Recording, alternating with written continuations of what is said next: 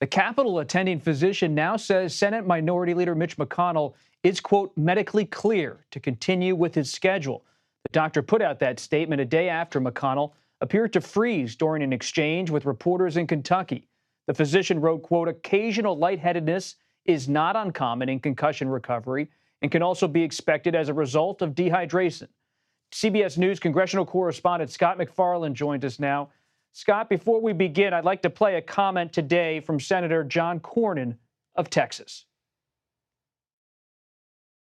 I talked to Senator McConnell yesterday, and he seems to be doing fine. I don't know what the underlying issue is, but we all wish him well. We know he's had a fall and a concussion, and I think that, this may be just part of the recovery process from that. Scott, Senator Cornyn of Texas, as you well know, is someone who was often mentioned as a possible successor to the longest-serving Republican leader in Senate history.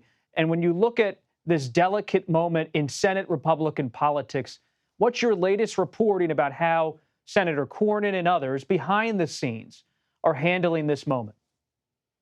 Ultimately, there's a diplomacy that's required, but also a diplomacy that's a tradition in the U.S. Senate, Bob, and this transcends party.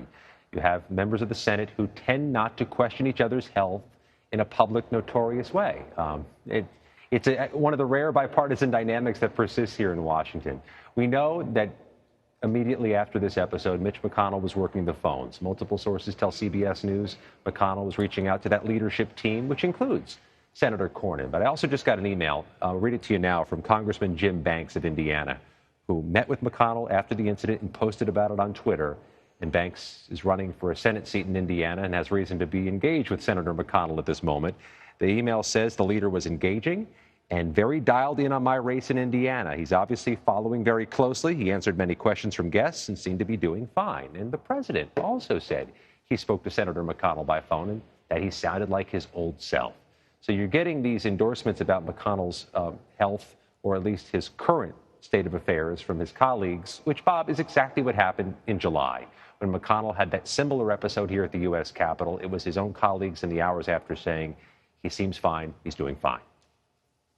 But that is not a chorus across the line. Some Republicans today are speaking out with their concern about whether he should remain as leader. I haven't heard anyone talk about whether he should leave the Senate or make any dramatic statement about him somehow resigning quickly. But some have spoken about the need to maybe leave that leadership position. Let's listen to Republican presidential candidate Nikki Haley.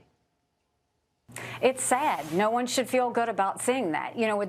Any more than we should feel good about seeing Dianne Feinstein, any more than we should feel good about a lot of what's happening or seeing Joe Biden's decline. What I will say is right now the Senate is the most privileged nursing home in the country. I mean, Mitch McConnell has done some great things and he deserves credit, but you have to know when to leave. McConnell is one of the most powerful people in Washington, especially in Republican politics.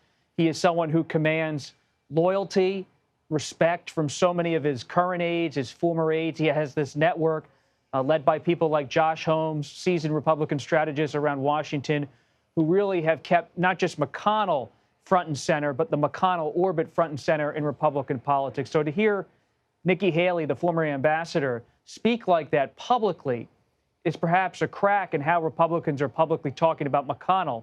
But to your point, Scott, do you see any further cracks along these lines in the coming days? You say that most people are just at this point keeping an arm's length.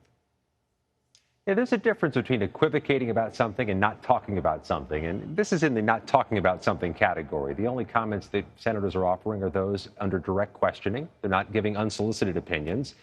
And they're making clear that they believe Senator McConnell has shown himself still able to lead and that it's his decision and his constituents' decision if he chooses to run for re-election.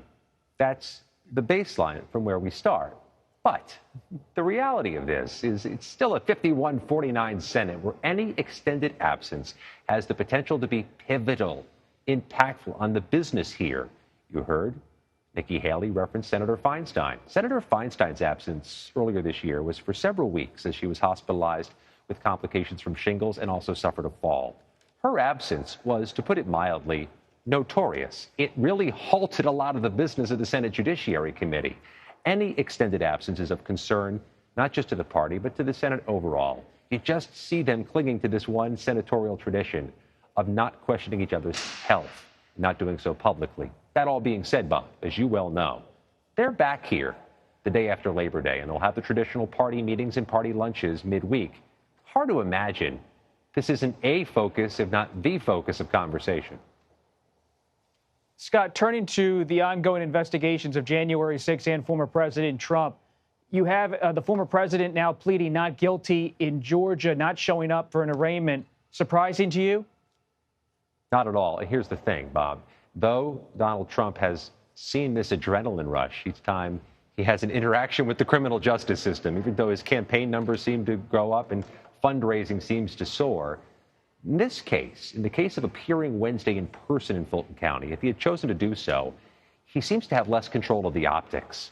When he was at the jail surrendering last week, his entrance into the jail was kept away from photographers. There were no cameras inside. The only thing we saw, Bob, was Trump Force One, the jet emblazoned with his name touching down at an airport, and something akin to a presidential motorcade bringing him to that spot where he could speak. He controlled the optics. Same was true when he was here in Washington, D.C. for his arraignment in early August. He entered the courthouse through an underground garage, out of sight of photographers who are banned from going in the courthouse. He controlled the optics. If he went Wednesday to do this arraignment in person, and it wasn't expected he was going to, he runs the risk, Bob, of looking like any other criminal defendant in a courthouse where cameras are permitted, walking through the door that other alleged criminals walk through. And Scott, quickly, the Proud Boys, what's the latest on sentencing on that front? 4 Proud Boys convicted of seditious conspiracy are sentenced between now and Tuesday. 2 of them were sentenced today. One of them, named Joe Biggs, gets 17 years, 13 to 16 years less than prosecutors recommended. Another, Zach Reel of Philadelphia, sentenced to 15 years, about half of what prosecutors wanted, but also among the longest prison sentences in any of the 1,100 cases so far.